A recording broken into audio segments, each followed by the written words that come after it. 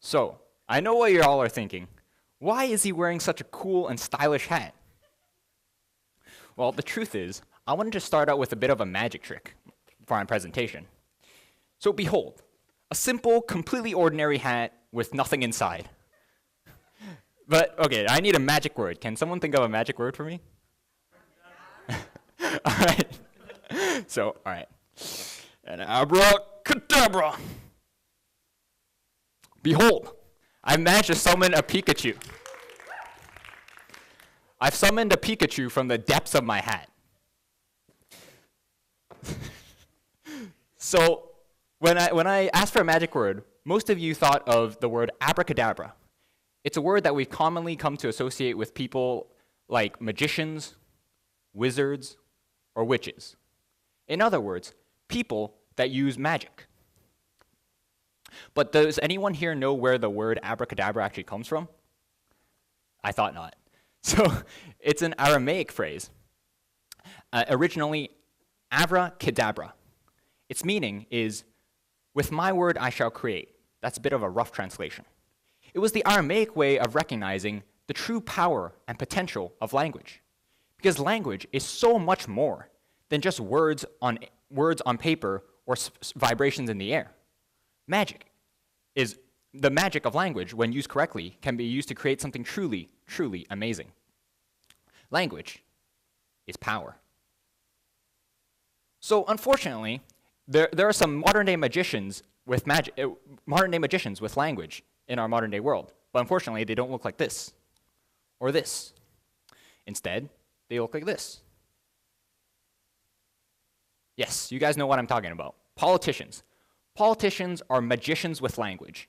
With the power of magic, they can manipulate, they can persuade, or they can deny responsibility. So, fittingly, their techniques that they use with language, I like to call spells. I would like to talk about 3 spells that politicians use today. The first spell is the spell of the passive voice. The second spell is the spell of the many people are saying construct. And the third spell is a spell of simple language. To start off with, we have the spell of the passive voice. Now, what is the passive voice? Well, to understand the passive voice, we first have to understand the active voice, which is the opposite of the passive voice. In this sentence, which is written in the active voice, over 1/3 of the class did not do the homework. So in an active voice, the subject of the sentence, in this case, over 1/3 of the class, is performing the action of the sentence, which is not doing the homework. In contrast, if this were written in the passive voice, it would read something like, the homework was not done by over 1/3 of the class. In this sentence, the subject, which is the homework, is being acted upon. It's not actually doing anything. So you can kind of tell that this way of speaking is a little bit awkward and difficult to understand. It just sounds unnatural to the ears. So why would politicians try deliberately to make themselves sound awkward and unnatural? Well, the main reason is because by using the passive voice, they can deny responsibility. Here's a common phrase used by politicians. Mistakes were made, which is written in the passive voice. The subject of the sentence is mistakes. It's not actually doing anything. It's simply being acted upon. So because the passive voice doesn't specify who's making these mistakes, politicians can use the passive voice to appear to admit responsibility while not actually doing so. So in this quote by former US President Ronald Reagan, he says, "But we did not achieve what we wished, and serious mistakes were made in trying to do so." So in this sentence, since he says serious mistakes were made, he doesn't actually admit who's making these mistakes. He doesn't pinpoint a culprit. If this were said in the active voice, instead he would have had to say, so-and-so made these mistakes, meaning that he would have had to admit that either he, Reagan, or his friends, or some other group or person made a mistake. The second spell I want to talk about is the spell of the construct many people are saying. To use the spell, it's quite simple. First, you must chant many people are saying before you make a wild claim or statement that doesn't have to be based on facts. And it's one of the favorite spells of current US President Donald Trump. And he's used it many times during both his campaign and during his time in office. So why would he use this construct? mainly because it allows him to make any wild claim and not have to take responsibility for it. Denying responsibility is a bit of a common theme amongst politicians, we can see. So in this quote, he says, many people are saying that the Iranians killed the scientist who helped the US because of Hillary Clinton's hacked emails. This might not be true. It could just be completely randomly made up. But Donald Trump doesn't have to take responsibility for this fake news, as he is very fond of saying, because it's not Donald Trump is saying, it's many people are saying. And many people is so vague and just, it's difficult to pinpoint and prove, so that's why this construct works. If instead he said, for example, if he said something like, my wife thinks that I have beautiful hair, that's something that can be proven. We can go ask his wife, do you think Donald has beautiful hair? But instead, if he said, many people are saying that I have beautiful hair, there's no way we can prove him wrong or right, because many people is so vague. It could be the whole world thinks he has beautiful hair. It could be just the people in this room thinks he has beautiful hair. It could be his next door neighbor or his dog thinks he has beautiful hair. But we can't prove him either right or wrong.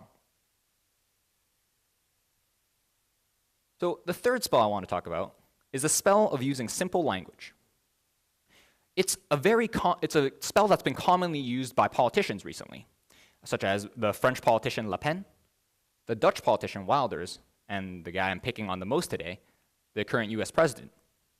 He's a very extreme example. Trump hates using multiple syllable words. He tries to keep the syllables of his words as few as possible.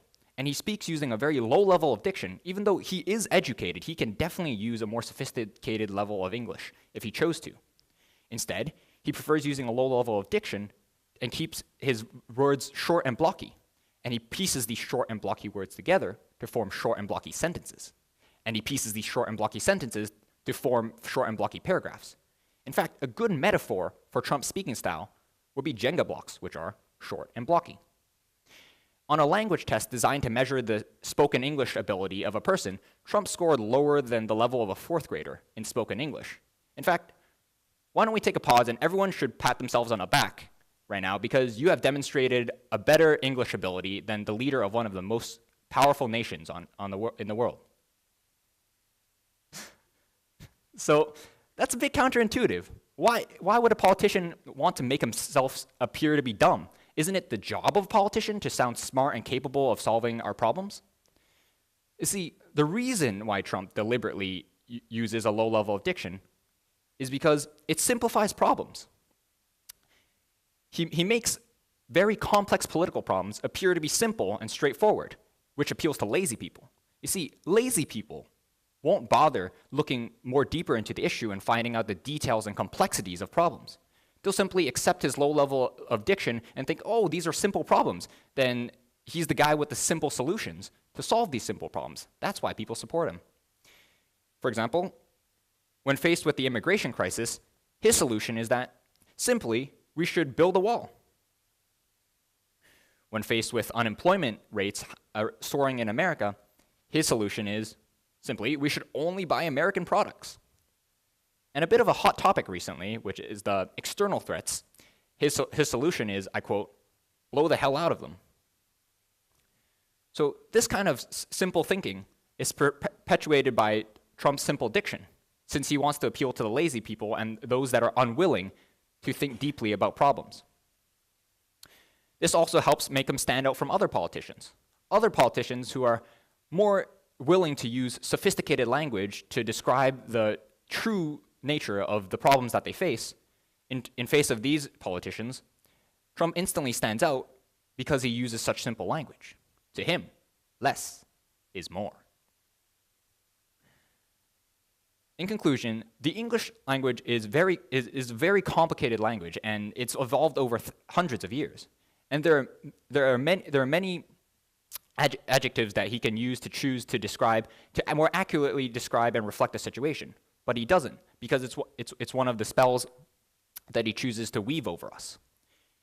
All politicians, no matter what spell they're using, like at least the American ones and some European ones, they speak the same language as us. But with the same everyday words that we use, they can create so much more.